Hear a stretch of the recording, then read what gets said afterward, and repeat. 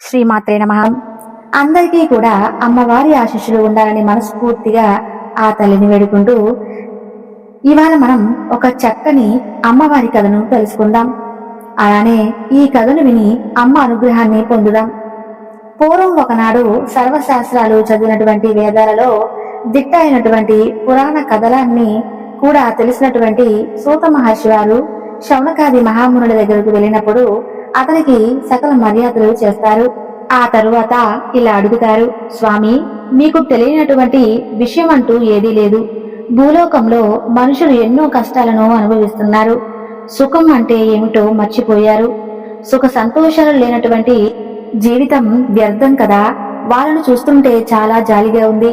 వారికి సుఖ సంతోషాలు సమృద్ధిగా కలిగినటువంటి వ్రతం ఏదైనా ఉందా? ఉంటే దయచేసి విన్నవించండి అని చెప్పి శౌనకాది మహామునులు అందరూ కూడా వేడుకుంటారు. అప్పుడు మునులు అడిగిన ప్రశ్నకు సూత మహర్షి వారు ఈ విధంగా చెబుతారు, మునులారా, మీరన్నది నిజమే. సంతోషం లేని జీవితం వ్యర్థం. అది ఏ పని చేయడానికైనా బలాన్నిస్తుంది. సంతోషం లేనిదే ఎందులో కూడా రాణించలేరు. అలాంటి సంతోషాన్ని ప్రసాదించేటువంటి దేవత సంతోషీమాత. ఆ దేవిని పూజించి ఆ వ్రతాన్ని ఆచరిస్తే మనుషులందరికీ సుఖ సంతోషాలు కలుగుతాయి. ఏ కోరిక కోరికితే అది తప్పకుండా తీరుతుంది. నాకు ఈ విషయం గురించి వ్యాస మహర్షి వారు చెప్పారు. ఆ వివరాల్ని ఇప్పుడు మీకు చెబుతాను, వినండి. సాక్షాత్తు నారద మహర్షుల వారు ఆమెకు సంతోషి మాత అనేటువంటి పేరు పెట్టారు. ఆ తల్లి శుక్రవారం నాడు జన్మించింది కాబట్టి శుక్రవారం ఆమెను పూజించిన వారికి అన్ని సుఖాలు, చాలా సంతోషం కలుగుతుందని చెబుతారు. శౌనకాది మునులు అడుగుతారు, స్వామి, ఆమె యొక్క మహత్యం గురించి, ఆ వ్రత విధానం గురించి తెలియజేయండి అని అడుగుతారు. అప్పుడు సూత మహర్షి ఈ విధంగా చెప్పసాగాడు, మునులారా, ఉత్తర దేశంలోని శ్రీరంగపురంలో ఒక భూస్వామి ఉండేవాడు. అతనికి 7 కొడుకులు ఉండేవారు. వాళ్ళు చిన్నప్పుడు తండ్రి చనిపోతే తల్లి వారిని సాకింది. పెద్దయ్యాక ఆవిడ పనులు చూసుకుంటూ ఆమె అలాగే జీవనం గడిపేది. ఆ విధంగా పనివాళ్ల సహాయంతో ఆవిడే పొలం పనులన్నీ కూడా జాగ్రత్తగా చూసుకుంటూ వచ్చేది. వాళ్ళు పెరిగి పెద్దయ్యాక తల్లికి విశ్రాంతినిచ్చి వాళ్ళు కూడా ఆ పని చేసుకుంటూ ఉండేవారు. 7కి తల్లంటే ఎంతో అమితమైన ప్రేమ, భక్తి. అలాగే కాని ఆఖరి కొడుకుకు తప్ప అందరూ అంటే వల్లెమాలినటువంటి ప్రేమకి ఎక్కడన్నా తల్లికి, అసలు ఆఖరి పిల్లవాడి మీద ఎక్కువగా తల్లికి ప్రేమ ఉంటుంది. అయితే మీకు ఎందుకో గాని అతనంటే అభిమానం లేదు. పాపం శ్రీకరుడికి అదేమీ తెలియదు. అందరూ కూడా పొలం పని చేస్తే అతను మాత్రం పాటలు పాడుతూ ఊర్లో గాలికి తిరుగుతూ ఎవరికి ఏ సహాయం కావాలంటే అది చేస్తూ ఉండేవాడు. ఆ విధంగా అతనికి దైవభక్తి కూడా ఎక్కువగా ఉండేది. అందుకే దైవ భజనలు చేస్తూ ఉండేవాడు. సోమరిపోతుగా తిరుగుతున్నాడు. అటువంటి భావంతో తల్లి మిగతా అందరికీ భోజనం పెట్టిన తరువాత మిగిలిన అన్నాన్ని, వాళ్ళు ఎంగిలి చేసిన ఆహారాన్ని శ్రీకరుకుడికి పెడుతూ ఉండేది. తల్లి మీద గుడ్డి ప్రేమ ఉన్నటువంటి శ్రీకరుడు అది తెలియక ఆమె ఏం పెడితే అదే తినేవాడు. ఆవిడ పెళ్లి విషయంలో కూడా పక్షపాతమే చూపించింది. మిగతా వారందరికీ కూడా పెళ్లిళ్ళు చేసింది, కానీ ఇతనికి మాత్రం పెళ్లి చేయలేదు. మిగతా వాళ్ళకి పిల్లలు కూడా పుట్టారు. అలా ఉండగా ఒకనాడు శ్రీకరుడు ఉద్యోగి నగరానికి చేరుకుంటాడు. అక్కడ సంతోషి మాత యొక్క పెద్ద గుడి కనిపిస్తుంది. అక్కడ ప్రతి ఏడు కూడా మహోత్సవంగా ఉత్సవాలు జరుగుతుంటాయి. శ్రీకరుడు ఉత్సవంలో పాల్గొనడానికి వెళతాడు. అక్కడ భక్తి పారవశ్యంతో పాటలు పాడుతాడు. వచ్చిన వాళ్ళందరూ కూడా ఆ పాటలు విని అతన్ని మెచ్చుకుని వెళ్తారు. అందులో సత్యవతి అనేటువంటి ఒక అందగత్తె చాలాసేపు అక్కడే కూర్చుని అతని పాటలు వింటూ ఉంటుంది. ఆమె బయటకు వచ్చేసరికి చీకటి పడుతుంది. 2 రౌడీలు ఆమె వెంట పడతారు.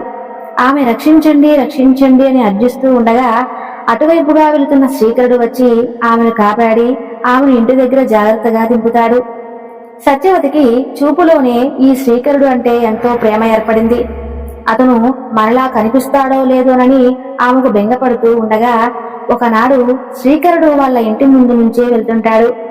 ఆమె తన అమ్మా నాన్నను పిలిచి ఇతనే తనను రక్షించాలని, ఇతనినే నేను పెళ్లి చేసుకుంటాను అని చెప్తుంది. అందుకు వాళ్ళు కూడా అంగీకరించి వారిద్దరికి పెళ్లి చేస్తారు. ఆ విధంగా ఆ కొత్త దంపతులు ఒకనాడు శ్రీరంగపురానికి తిరిగి వస్తారు. అయితే శ్రీకరుడి భార్య ఎంతో అందంగా ఉంది, సుగుణాల రాశి అయినప్పటికీ కూడా తల్లి ప్రవర్తనలో మాత్రం ఎలాంటి మార్పు రాలేదు. ఈ విధంగా కొడుకునే చిన్న చూపు చూసేటువంటి ఆ తల్లి అతని భార్యను మాత్రం ఎందుకు నెత్తిన పెట్టుకుంటుంది? అందుకని సత్యవతి పాపం పశువుల శాలలో ఉంచి అక్కడే ఉంచేది. సత్యవతికి రోజంతా పశువులను చూడడం, ఆ శాలను శుభ్రం చేయటం, పిడకలు చేయడం పనులతోనే సరిపోతూ ఉండేది. శ్రమకు తగినటువంటి భోజనం కూడా ఆమెకు దక్కేది కాదు. అయితే తోటి కోడలు కూడా ఆమెను చూస్తే అసూయగానే ఉండేది, కానీ ఎలాంటి జాలి కలిగేది కాదు. శ్రీకరుడి పరిస్థితుల్లోనూ ఎలాంటి మార్పు రాలేదు. సత్యవతికి తనకు ఎంత అవమానం జరిగినా దిగమింగుకునే ఊరుకునేది, కానీ పల్లెత్తు మాట కూడా వారిని ఎవరినీ కూడా అనేది కాదు. కానీ శ్రీకరుడి విషయంలో తల్లి చూపించేటువంటి ఆ వ్యత్యాసం మాత్రం ఆమె సహించలేకపోయేది. ప్రత్యక్ష దైవమని భావించేటువంటి సత్యవతి తనకు జరిగినటువంటి అన్యాయం వేలెత్తి చూపలేదు, కానీ భర్తకు జరుగుతున్నది మాత్రం అతని దృష్టిలోకి తీసుకువెళ్ళాలి అనుకుంటుంది. అదేవిధంగా అతని దృష్టిలోకి తీసుకువస్తుంది. తల్లి మీద అమితమైనటువంటి గౌరవం ఉన్నటువంటి శ్రీకరుడు ఆమె చెప్పిన మాటలను నమ్మలేదు. అప్పుడు సత్యవతి ఇలా అంటుంది, అవునా, మీ మీద మీ అమ్మగారికి అంత ప్రేమ ఉంటే మీకు అందరితో పాటు ఎందుకు భోజనం పెట్టడం లేదు? వాళ్ళు తిన్న తర్వాతే ఎందుకు పెట్టాలి అని ఒక సూక్ష్మమైనటువంటి ప్రశ్న వేస్తుంది. కావాలంటే మీరే పరీక్షించి చూసుకోండి అంటూ నమ్మకంగా చెబుతుంది సత్యవతి. ఇది జరిగినటువంటి కొన్నాళ్లకు ఒక పండుగ వస్తుంది. శ్రీకరుడు భార్య మాటలను పరిశీలించడానికి ఇదే అనువైనటువంటి సమయం అనుకుంటాడు. తనకు కడుపు నొప్పుగా ఉందని చెప్పి సాకు చెప్పి వంటింటికి ఎదురుగా ఉన్నటువంటి వసారాలో చాప వేసుకుని పడుకుంటాడు. సన్నని గుడ్డ ముసుగు వేసుకుని అందులో నుండి తల్లి చేసేటువంటి చర్యలన్నీ గమనిస్తూ ఉంటాడు. ఇదేమీ తెలియనటువంటి తల్లి యథాప్రకారం చేసినటువంటి లడ్డూలు, మిగతా పిండి వంటలు తగినటువంటి 6 కొడుకులకు పెట్టి వారు తినగా మిగిలినటువంటి పదార్థాలను తీసుకొచ్చి శ్రీకరుడికి పెడుతుంది. అప్పుడు అతను ఇలా అనుకుంటాడు, దైవంగా నమ్మినటువంటి తన తల్లి తనకు చేసేటువంటి ఇంతటి మోసాన్ని సహించలేనటువంటి శ్రీకరుడికి విపరీతమైనటువంటి కోపం వస్తుంది. నాకు ఆకలిగా లేదు, వద్దు అని అంటాడు శ్రీకరుడు. ఆ తర్వాత కొన్ని నిమిషాలయ్యాక, రేపు నేను కొన్ని రోజులు ఊళ్ళో తిరిగి వస్తానని చెప్పి అప్పుడు కాని తనకు శాంతి దొరకదని చెబుతాడు. తల్లికి చీమ కుట్టినట్టుగా కూడా లేదు. అందుకని ఇలా అంటుంది, అవునా, రేపటిదాకా ఎందుకు, ఇదిగో ఇప్పుడో వెళ్ళిపో అని అంటుంది శ్రీకరుడిని. ఇంకా ఒక్క క్షణం కూడా అక్కడ ఉండబుద్ధి కాలేదు శ్రీకరుడికి.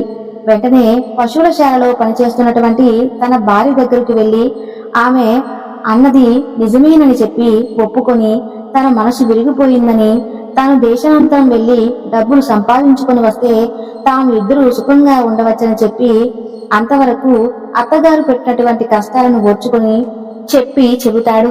ఆమెను ఎన్నటికీ మర్చిపోలేనని చెప్పి తన గుర్తుగా అతను ఉంగరం ఇస్తాడు. ఆమెను కూడా ఏమని ఇమ్మంటే ఆమె ఇలా అంటుంది, నా దగ్గర ఏముంటుంది చెప్పండి, పేడ పిచ్చుకున్న చేతులు తప్ప నా దగ్గర ఏమీ లేవు. ఇదిగో ఆవు పేడతో చేసినటువంటి నా హస్తం ముద్రలను ముద్రికగా ఇస్తున్నాను. అదే 10,000 అనుకుని శ్రీకరుడు సంతోషంగా ఇంటి నుండి వెళ్లిపోతాడు.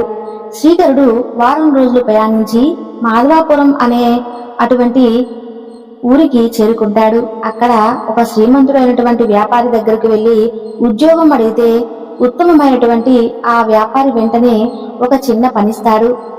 శ్రీకరుడు అదే మహాభాగ్యం అని చెప్పి ఎంతో శ్రద్ధగా ఆ పని చేసుకుంటూ ఉండేవాడు. తక్కిన వాళ్ళందరూ కూడా యజమాని మంచితనాన్ని, మెత్తదనాన్ని భావించి పని ఎగ్గొడుతూ ఉండేవారు. కానీ శ్రీకరుడు మాత్రం మనసు పెట్టు మరీ పనిచేస్తుండేవాడు. జమా ఖర్చులు, లావాదేవీలు చేసేవాడు. అతని శ్రద్ధ వలన ఆ వ్యాపారం కూడా చాలా బాగా మెరుగుపడుతుంది. దాంతో ఆ యువకుడు ఎంతో సంతోషించి అతన్ని తన విశ్వాసపాత్రుడిగా తెలుసుకొని అతనిపై అధికారిగా నియమించి ఎక్కువగా జీతం ఇస్తూ ఉండేవాడు. అతను అప్పటికే వ్యాపారంలో మెలకువలు తెలుసుకోవటంలో తన బుద్ధి కుశలతకు తన యొక్క యజమాని వ్యాపారాన్ని ఎంతో అభివృద్ధి పరిచాయి. యజమాని ప్రత్యేక బహుమానాలు కూడా ఇస్తూ ఉండేవాడు. అలా తన జీవితం సాఫీగా సాగిపోవటం వలన ఆపదముక్కులు సంపద మార్పులు అన్నట్లుగా తన భార్యకు ఇచ్చినటువంటి మాటను అసలు తన ఊరిని మర్చిపోయాడు. శ్రీకరుడు అక్కడ అతను అలా ఉంటే ఇక్కడ సత్యవతి బ్రతుకు ఇంకా అధ్వానంగా ఉంటుంది. కొడుకు ఉంటేనే లెక్క చేరినటువంటి అత్తగారి ఆగడాలు కొడుకు లేకపోతే తగ్గుతాయా ఇంకా శృతిమించాయి. ఇదేమిటని అడిగేవారు లేరు. ఆమె రోజు కూడా అడవికి వెళ్లి కట్టెలు కొట్టి ఇంటికి తీసుకురావాలి. ఇందుకు ఆమె పెట్టేది తవుడుతో చేసినటువంటి 2 రొట్టెలు, కొబ్బరి చిప్పలో కొంత నీరు మాత్రమే అత్తగారు కోడలికి ఇచ్చేది. తోటి కోడలు ఎంత తిట్టినా తాను నమ్ముకున్నటువంటి దైవం తన పతి దేవుడుకు తప్పకుండా తిరిగి వచ్చి తనను కాపాడుతానని చెప్పి గంపెడంత ఆశతో ఓపికగా సహనంగా ఎదురు చూస్తూ ఉంటుంది. సత్యవతి పాపం ఆ సాధ్యమని ఆమె చికిత్స కూడా పట్టించుకున్నటువంటి నాదుడే లేకపోయాడు. ఇక నాదుడే మర్చిపోతే ఇక పాపం ఆమెకు అక్కడ ఎవరుంటారు? ఇదిలా ఉండగా శుక్రవారం నాడు ఆమె అడవి నుండి తిరిగి వస్తుండగా ఊరి పొలిమేరలో ఒక ఇంట్లో కొందరు ఆడవాళ్లు చేరి ఏదో పూజ చేయటం కనిపిస్తుంది. ఆమె కూడా అలసిపోయి ఉండటంతో అక్కడ కాసేపు ఆగుతుంది. అక్కడ ఒక దేవతకు పూజ చేయటం, ఆమె కథ వినడం జరుగుతూ ఉంటుంది. సత్యవతి అక్కడ ఒక ఇల్లాలని, ఈ దేవత ఎవరమ్మా, ఈమె ఎలా పూజ చేయాలి, దీనివల్ల కలిగేటువంటి లాభం ఏమిటి అని అడుగుతుంది.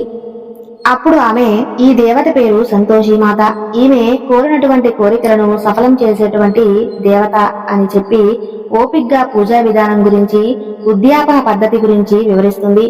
సత్యవతి ఆ కథంతా విని ప్రసాదాన్ని స్వీకరించి ఇంటికి వస్తూ తాను కూడా తన భర్త రాకకై ఆ యొక్క పూజను చేయాలి అని చెప్పి మనసులో నిశ్చయించుకుంటుంది.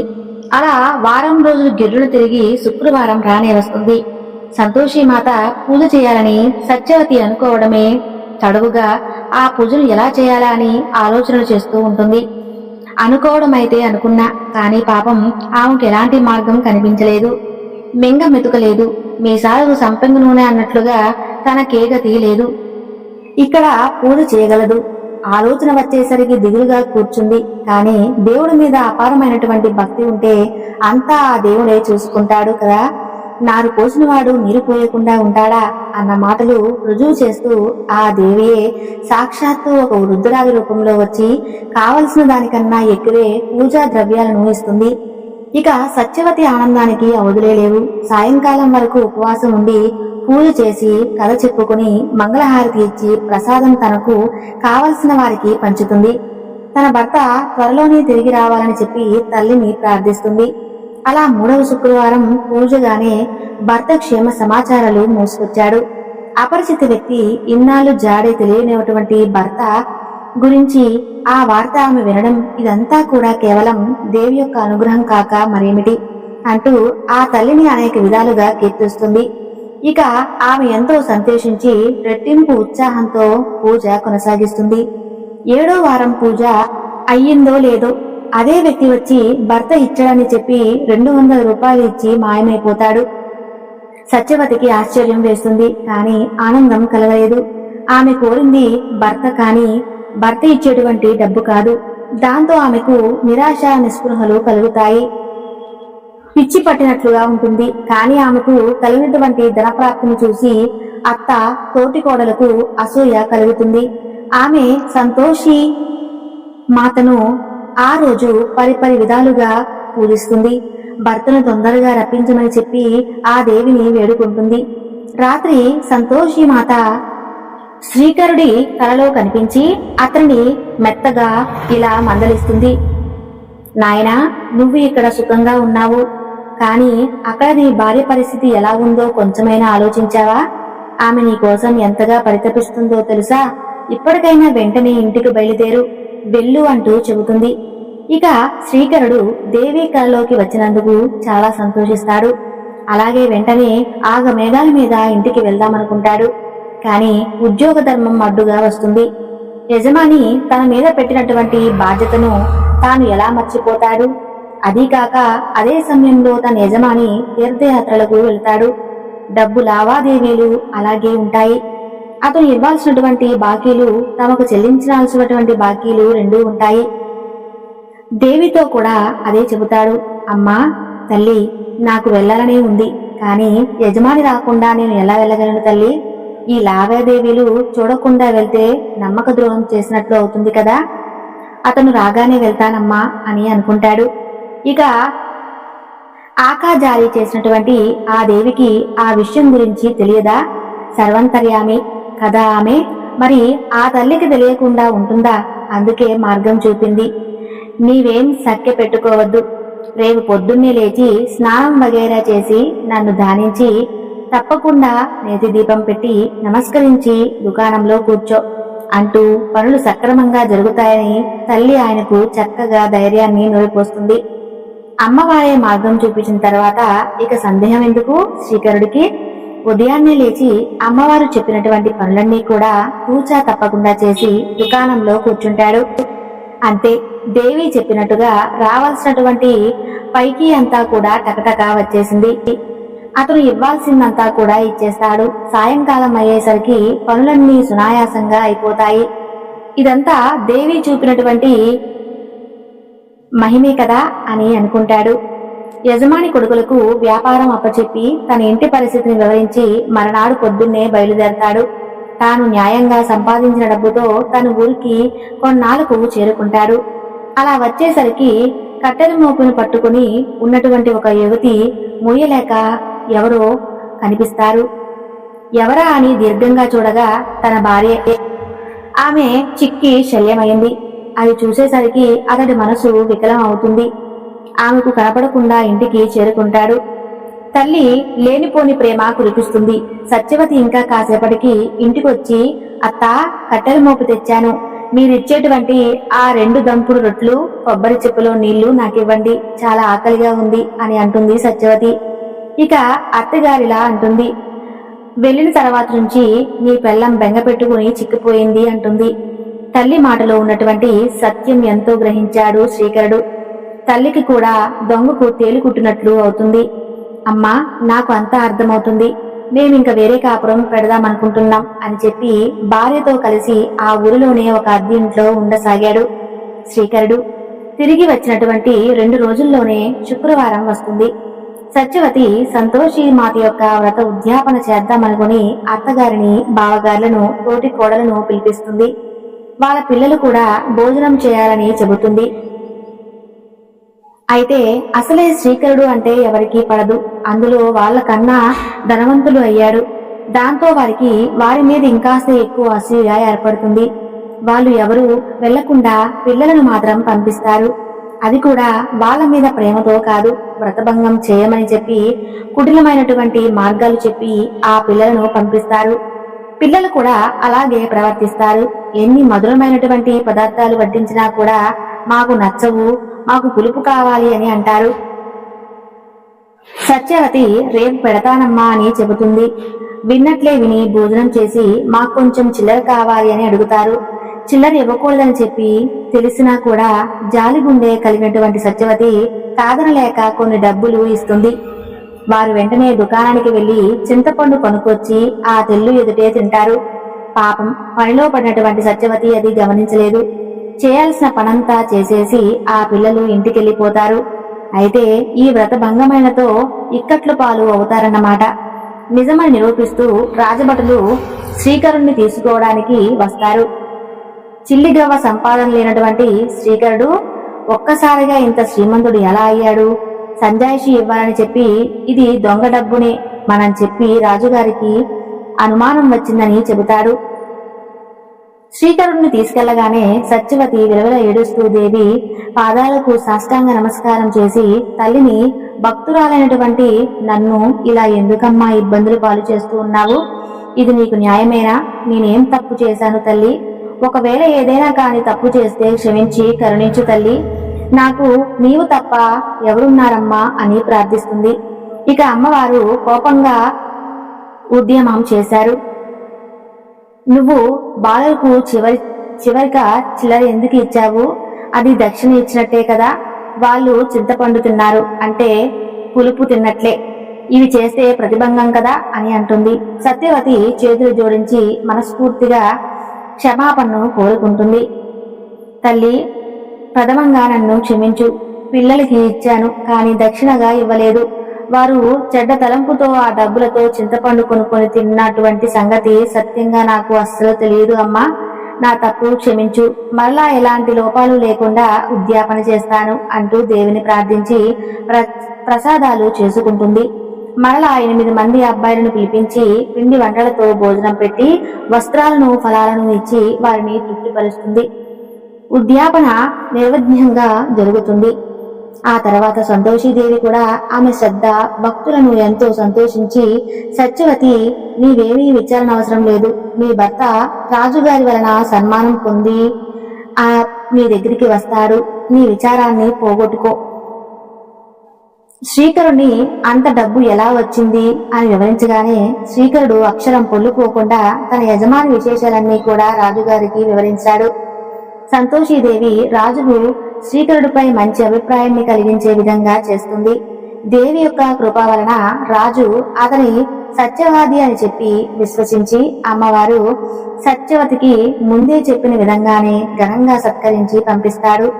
ఆ విషయం ఊరంతా విని ఆనందిస్తారు. శ్రీకరుణ్ణి మెచ్చుకుంటారు. కానీ తల్లి సోదరుడు వదిన ప్రవర్తనలో మాత్రం ఏమీ మార్పు లేదు. వాళ్ళ అసూయ ఇంకాస్త ఎక్కువైపోయింది. వాళ్ళ అవసరం తీరిపోయింది కదా, ఇంకా పూజలు ఎందుకు అన్నటువంటి స్వార్థపరమైనటువంటి చింతన లేకుండా సత్యవతి శ్రీకరుడు సంతోషి మాతను పూజిస్తూనే ఉండేవారు.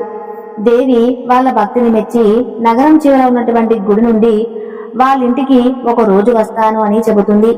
సత్యవతి ఆనందానికి పట్టపగ్గలు లేవు. ఎంతో ఆశతో ఎదురు చూస్తూ ఉంటుంది. అన్నట్లుగానే దేవి బయలుదేరింది. కానీ భీకరమైన రూపాన్ని దాల్చి ఆమె మహాభూతమని చెప్పి భయపడి అందరూ లోపలికి వెళ్లిపోయి తలుపులు మూసుకుంటారు. కొందరు కిటికీల నుంచి తొంగి చూస్తూ ఉంటారు.